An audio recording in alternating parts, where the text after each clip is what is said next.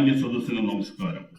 Shri S K പൊറ്റക്കാടിനെ പറ്റി രണ്ടു പേർക്ക് സംസാരിക്കുവാൻ എന്നെ ക്ഷണിച്ച കേരള അസോസിയേഷനും ലാന ഭാരവാഹികൾക്കും ആദ്യമേ തന്നെ ഞാൻ നന്ദി പറഞ്ഞുകൊള്ളുന്നു.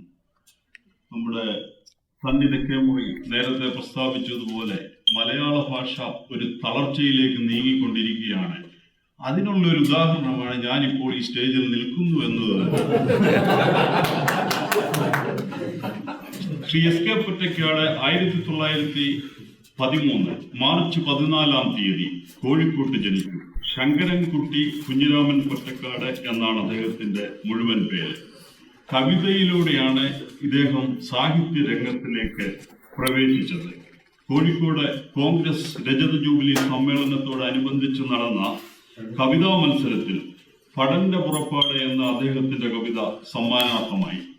പിന്നീട് അദ്ദേഹം കഥാസാഹിത്യത്തിലേക്ക് തിരിഞ്ഞു. നിരവധി കഥകളും ഏതാനും നോവലുകളും അദ്ദേഹം എഴുതുകയുണ്ടായി. ആദ്യം പ്രസിദ്ധപ്പെടുത്തിയ കഥ രാജനീതി എന്നായിരുന്നു. അത് താൻ പഠിച്ച കോളേജ് മാഗസിനിലായിരുന്നു. കഥകളും കവിതകളും അദ്ദേഹം ധാരാളമായി പ്രസിദ്ധപ്പെടുത്തിയിരുന്നെങ്കിലും യാത്രാ വിവരണ ഗ്രന്ഥങ്ങളിലൂടെയാണ് ശ്രീമാൻ എസ് കെ പൊറ്റക്കാട് പ്രസിദ്ധി നേടിയത്. അക്കാലത്ത് മലയാള ഭാഷയിൽ യാത്രാ വിവരണ ഗ്രന്ഥങ്ങൾ വളരെ വിരളമായിരുന്നു. പിന്നീട് പൊറ്റക്കാടിന്റെ സംഭാവനയോടുകൂടി ആ ശാഖയിൽ രാജ്യങ്ങളും ഒന്നിലേറെ തവണ സന്ദർശിച്ചിട്ടുണ്ട്. ഒന്നിലേറെ തവണ ഞാനും ചില രാജ്യങ്ങളൊക്കെ സന്ദർശിച്ചിട്ടുണ്ട്. അത് 2 എണ്ണമേ ഉള്ളൂ. ഒന്ന് ഇന്ത്യയും ഒന്ന് അമേരിക്കയും. 1949 അദ്ദേഹം ആദ്യ വിദേശ പര്യടനം നടത്തിയത് എന്നെനിക്ക് തോന്നുന്നു. അന്നത്തെ സാഹചര്യങ്ങളിൽ ബഹുദൂരം സഞ്ചരിക്കുവാൻ അദ്ദേഹത്തിന് നല്ല മനോധൈര്യം ഉണ്ടായിരുന്നു. അത് നമ്മൾ വളരെ എടുത്തു പറയണം. മുമ്പ് സണ്ണിതൊക്കെ നമ്മൾ പറഞ്ഞതുപോലെ തന്നെ കപ്പലിലുള്ള യാത്ര വളരെ അപകടം പിടിച്ചതുമൊക്കെയായിരുന്നു. ആ സമയത്ത് അദ്ദേഹത്തിന് ഇത്രയും തൻ്റെ ഇടം ഉണ്ടായിരുന്നത് കൊണ്ട് മലയാള സാഹിത്യത്തിന് വളരെ പുരോഗതി ഉണ്ടായിട്ടുണ്ട്. അന്നത്തെ സാഹചര്യങ്ങളിലൊക്കെ ആരെങ്കിലും കേരളത്തിന് വെളിയിലാണെങ്കിൽ മാതാപിതാക്കളെ അവരെവിടെയാണെന്ന് മനസ്സിലാക്കുന്നത് ഭൂപടം ഭിത്തിയിലിട്ടാണ്. ഉദാഹരണത്തിന് ഇന്ത്യയിൽ ഒരു ഭൂപടം ഇങ്ങനെ ഭിത്തിയെ തൂക്കിയിടും. അപ്പൊ കേരളം ഏറ്റവും താഴെയായിരിക്കും. അതിന്റെ മുകളിലാണ് ബോംബെയും ഡൽഹിയും ഒക്കെ. ഇപ്പൊ മകനോ മകളോ ബോംബെയിലോ ഡൽഹിയിലോ പോയിട്ടുണ്ടെങ്കിൽ മോളിലോട്ട് പോയെന്നും പറഞ്ഞ് അവർ കരയുക പറയുന്നു. അപ്പൊ S K Pottekkatt Africa, Italy, France, Switzerland, Germany, England എന്നീ നാടുകൾ സന്ദർശിച്ചിട്ടുണ്ട്. 1953 സിലോൺ മലയ, ഇന്തോനേഷ്യ, സിംഗപ്പൂർ തുടങ്ങിയ രാജ്യങ്ങൾ അദ്ദേഹം സന്ദർശിച്ചു. ആ കാലയളവിലെ ഒരു സുന്ദര സൃഷ്ടിയാണ് ബാലിദ്വീപ്. ബാലിദ്വീപ് എന്ന പുസ്തകത്തിലെ ഉൾനാട്ടിലെ ഒരു ഉത്സവം എന്ന അധ്യായം കേരളത്തിൽ 10ാം സ്റ്റാൻഡിലെ മലയാളം പുസ്തകത്തിൽ ഒരു പാഠമായി വളരെ നാളുകൾ ഉൾപ്പെടുത്തി. വാക്കുകൾ കൊണ്ട് അദ്ദേഹം നമ്മെ ഒരു മാന്ത്രിക ലോകത്തിൽ എത്തിച്ചിരുന്നു എന്നതിന് ഒരു ഉത്തമ ഉദാഹരണമാണ് ബാലിദ്വീപ്. കേരളത്തിൽ നിന്നും ഏതാണ്ട് 4000 മൈൽ അകലെ ദക്ഷിണാർദ്ധഗോളത്തിൽ സ്ഥിതി ചെയ്യുന്ന ബാലിദ്വീപിനും അവിടുത്തെ മനുഷ്യർക്കും കേരളത്തിനോടും കേരളീയരോടുമുള്ള സാമ്യം ഈ പുസ്തകത്തിലുടനീളം അദ്ദേഹം പ്രതിപാദിച്ചിരിക്കുന്നു. ഉദാഹരണത്തിന് ചൂട്ടിന് ബാലി ഭാഷയിൽ ഷൂണ്ടെ എന്നാണ് പറയുന്നത്. ഈ ചൂട്ടുകറ്റിയെ പറ്റി എസ് കെ പൊറ്റക്കാട് തന്നെ പറയുന്നത് ചേവായൂരിലെ രാജുനായരുടെ പീടികയിൽ വിൽക്കാൻ വെച്ച ചൂട്ട് തന്നെയാണ് ബാലിയിലെ ഷൂണ്ടെ എന്നാണ്. ഈ അവസരത്തില് ഞാൻ വർഷങ്ങൾക്ക് മുമ്പ് SSLCക്ക് പഠിച്ചുകൊണ്ടിരിക്കുന്ന കാലഘട്ടത്തിൽ എൻ്റെ ഒരു സുഹൃത്ത് ജോർജ് കുട്ടിക്കുണ്ടായ ഒരു അനുഭവം ഓർക്കുകയാണ്. പൊറ്റക്കാടിനെ ആരെങ്കിലും യഥാർത്ഥത്തിൽ വെറുത്തിട്ടുണ്ടെങ്കിൽ അത് ജോർജ് കുട്ടി മാത്രമായിരുന്നു. കാരണം ഞങ്ങളെ മലയാളം പഠിപ്പിച്ചിരുന്ന സാർ വളരെ സ്ട്രിക്റ്റ് ആയിരുന്നു, CM ജോസഫ് സാറ്. അങ്ങനെ ഒരു സുപ്രഭാതത്തില് ജോർജ് കുട്ടിയോട് ചോദിച്ചു, ബാലി ഭാഷയിൽ ചൂട്ടിനെന്താണ് പറയുന്നത്? അപ്പോൾ സ്വതവേ ഉച്ചാരണത്തിൽ എന്നെപ്പോലെ സ്വല്പം പ്രയാസമുള്ള ആളായിരുന്നു ജോർജ് കുട്ടി. പുള്ളിക്കാരൻ ഇച്ചു ഷൂണ്ട് എന്നാണ് പറഞ്ഞത്.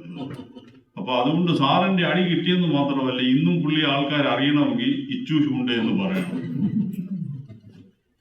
3ാം വിദേശ പര്യടനം ഫിൻലൻഡ്, ചെക്കോസ്ലോവാക്യ, സോവിയറ്റ് യൂണിയൻ തുടങ്ങിയ രാജ്യങ്ങളിലേക്കായിരുന്നു.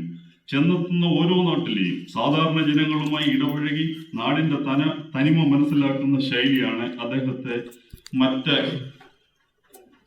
യാത്രാ വിവരണ ഗ്രന്ഥകാരന്മാരിൽ നിന്നും വേർതിരിക്കുന്നത്.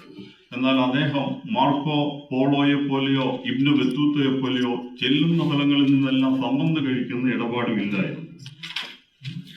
ദാരിദ്ര്യത്തിൽ നിന്നും മോചനം തേടി തിരുവിതാംകൂറിൽ നിന്നും വയനാട്ടിലേക്ക് കുടിയേറി പ്രകൃതിയാകുന്ന കന്യകയുമായി പ്രണയത്തിലായി ഒടുവിൽ മലമ്പനിയുടെ പിന്നിൽ പിടിച്ചു നിൽക്കാനാവാതെ മടങ്ങുന്ന കർഷകരുടെ ജീവിതമാണ് ഇദ്ദേഹത്തിന്റെ വിഷകന്യക എന്ന നോവൽ. കോഴിക്കോട്ടെ മിഠായി തെരുവിൽ പൊതുസമൂഹത്തിന്റെ കണ്ണെത്താത്തരങ്ങളിൽ നടക്കുന്ന വിചിത്രങ്ങളായ ജീവിതങ്ങൾ ആവിഷ്കരിക്കുന്ന ഒരു നോവലാണ് അദ്ദേഹം എഴുതിയ തെരുവിന്റെ കഥ. ഒരു തെരുവിന്റെ കഥ.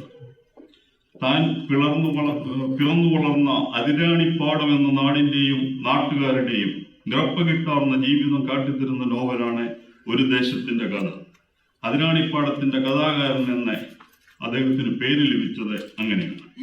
ഈ നോവലിലാണ് 1972 കേന്ദ്ര സാഹിത്യ അക്കാദമി അവാർഡും 1980 അദ്ദേഹത്തിന് ജ്ഞാനപീഠ അവാർഡും നേടിക്കൊടുത്തു. 1960 ലോക്സഭാ തെരഞ്ഞെടുപ്പിൽ ഡോക്ടർ സുകുമാർ അഴീക്കോടിനെയാണ് അദ്ദേഹം തോൽപ്പിച്ചത്. അദ്ദേഹത്തിന്റെ അനുഭവ കുറിപ്പുകളാണ് പിന്നീട് എന്റെ വഴിയമ്പലങ്ങൾ എന്ന പുസ്തകത്തിലൂടെ വെളിച്ചം കണ്ടത്. എസ്.കെ. പൊറ്റക്കാടിന്റെ ഭവനമായ ചന്ദ്രകാന്തം ഒട്ടേറെ എഴുത്തുകാരുടെ ഒരു സംഗമവേദിയായിരുന്നു. വൈക്കം മുഹമ്മദ് ബഷീർ, രാമു കാര്യാട്ടെ, M.G. വാസുദേവൻ നായർ, N.P. മുഹമ്മദ് തുടങ്ങിയ സാഹിത്യകാരന്മാർ ചന്ദ്രകാന്തത്തിലെ നിത്യ സന്ദർശകരായിരുന്നു. അത് പറയുമ്പം എനിക്ക് ഓർമ്മ വരുന്നത് നമ്മുടെ കേരള അസോസിയേഷന്റെ പ്രവർത്തകരെ ഐ വർഗീസ് സാറിന്റെ വീട്ടിലെ സമ്മേളിക്കുന്നത് പോലെയാണ്. പൊറ്റക്കാട് എന്ന സാഹിത്യ നായകന്റെ 100ാം ജന്മവാർഷികം ആഘോഷിക്കുന്ന ഈ അവസരത്തിൽ അദ്ദേഹത്തിന്റെ തന്നെ ബാല്യതീർ എന്ന പുസ്തകത്തിലെ എന്നെ വളരെ ആകർഷിച്ച ഒരു വാചകം ഞാനിവിടെ വായിക്കട്ടെ. വാഞ്ചാർ സിറ്റിയിലെ നെൽപ്പാടങ്ങൾക്കരികിലെ പൂക്കൈതപ്പടർപ്പുകൾ കൊണ്ട് കരവച്ച് തോട്ടിൻമുക്കിലൂടെ നടക്കുമ്പോൾ, തെങ്ങിൻ തൈകളിലെ പീലിയോലകൾ പുലർകാറ്റിൽ പുളകം കൊള്ളുമ്പോൾ, വാഴയും ചേമ്പും പപ്പായവും വളർന്നു നിൽക്കുന്ന കൊച്ചുപറമ്പുകളിൽ നിന്നും പൂങ്കോഴിച്ചാത്തന്റെ കൂകൽ കേൾക്കുമ്പോൾ, തോളിൽ കരിയുമേന്തി അർദ്ധനഗ്നനായ കർഷകൻ വയലിൽ വേല ചെയ്യാൻ പോകുന്നത് കാണുമ്പോൾ, പൈക്കിടാവിനെ കയറിട്ട് പിടിച്ചുകൊണ്ട് കല്യാണിക്കുട്ടിയുടെ അനിയത്തി പറമ്പിൽ നിന്നും ഇടവഴിയിലേക്ക് ഇറങ്ങി വരുമ്പോൾ എനിക്ക് വിശ്വസിക്കാൻ കഴിയുന്നില്ല, ഞാൻ എന്റെ കേരള നാട്ടിലല്ല.